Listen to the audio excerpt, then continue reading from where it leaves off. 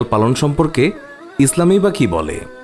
রাসূলুল্লাহ সাল্লাল্লাহু আলাইহি ওয়াসাল্লাম বলেছেন, বিড়াল নাপাক নয়, এটা তোমাদের আশেপাশে ঘন ঘন বিচরণকারী প্রাণী। আল্লাহর রাসূলের প্রিয় সাহাবী আব্দুর রহমান রাদিয়াল্লাহু তাআলা আনহু তিনি জামার ভিতরে পোষা বিড়াল নিয়ে ঘোরাফেরা করতেন। একদিন তিনি জামার আস্তিনের নিচে একটি বিড়াল ছানা নিয়ে রাসূলুল্লাহ সাল্লাল্লাহু আলাইহি ওয়াসাল্লামের দরবারে তিনি উপস্থিত হন। সেই সময় বিড়ালটি হঠাৎ করেই সবার সামনে বেরিয়ে পড়ল।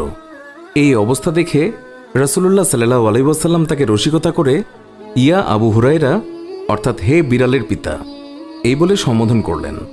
এরপর থেকেই তিনি মূল নামের চেয়ে আবু হুরায়রা নামে বেশি খ্যাতি লাভ করলেন। আর সেই দিন থেকেই তিনি নিজেকে আবু হুরায়রা নামে পরিচয় দিতে তিনি বেশি পছন্দ করতেন।